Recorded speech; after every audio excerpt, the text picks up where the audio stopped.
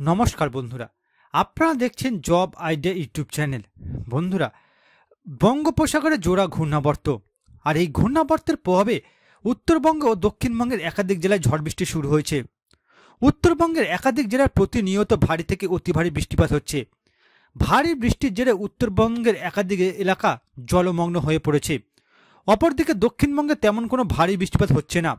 প্রত্যেক দিনই দক্ষিণবঙ্গের একাধিক জেলায় হালকা থেকে মাঝারি ধরনের বৃষ্টিপাত হচ্ছে। তবে আলিপুর আবহাওয়া দপ্তর জানাচ্ছে আজ থেকে দক্ষিণবঙ্গের একাধিক জেলায় ভারী থেকে অতি ভারী বৃষ্টিপাত হতে পারে।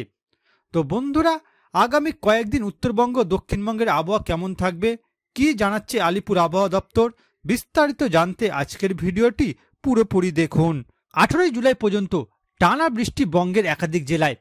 বঙ্গে বর্ষা এলো।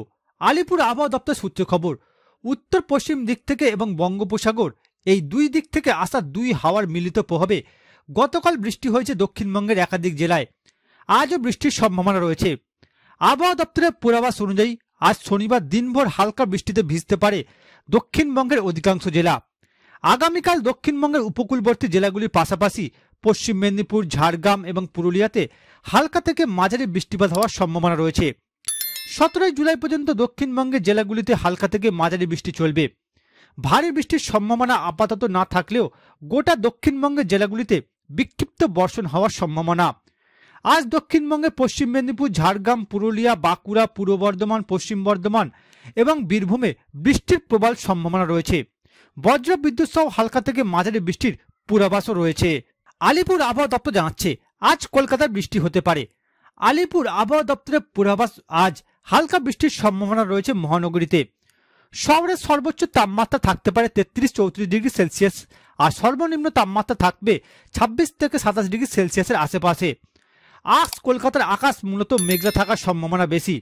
অপরদিকে বন্ধুরা, উত্তরবঙ্গের দার্জিলিং, জলপাইগুড়ি, আলিপুরদুয়ার, কোচবিহার, উত্তর দিনাজপুরে ভারী বর্ষণের পূর্বাভাস রয়েছে। আলিপুরদুয়ারে কোথাও কোথাও অতি ভারী বৃষ্টিপাত হতে পারে, জারি হয়েছে সতর্কতা। এছাড়াও উত্তরবঙ্গের বাকি জেলাগুলিতে বৃষ্টি চলবে আগামী কয়েকদিন। এবার দেখুন বন্ধুরা, আজ 13 তারিখ থেকে 14 তারিখ সকাল পর্যন্ত রাজ্যের একাধিক জেলার আবহাওয়া কেমন থাকবে।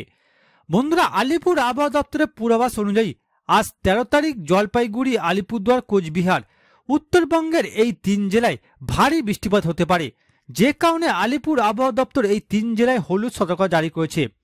এছাড়া বন্ধুরা, আজ রাজ্যের বাকি জেলা যেমন উত্তর দিনাজপুর, দক্ষিণ দিনাজপুর, মালদহ, বীরভূম, পশ্চিম বর্ধমান, পুরুলিয়া, বাঁকুড়া, পূর্ব বর্ধমান, ঝাড়গ্রাম, পশ্চিম মেদিনীপুর, পূর্ব মেদিনীপুর, দক্ষিণ 24 পরগনা, কলকাতা, উত্তর 24 পরগনা, এই সকল জেলাগুলিতে বন্ধুরা আজ আলিপুর আবহাওয়া দপ্তর জানাচ্ছে বজ্র বিদ্যুৎ সহ বৃষ্টি হওয়ার সম্ভাবনা বেশি।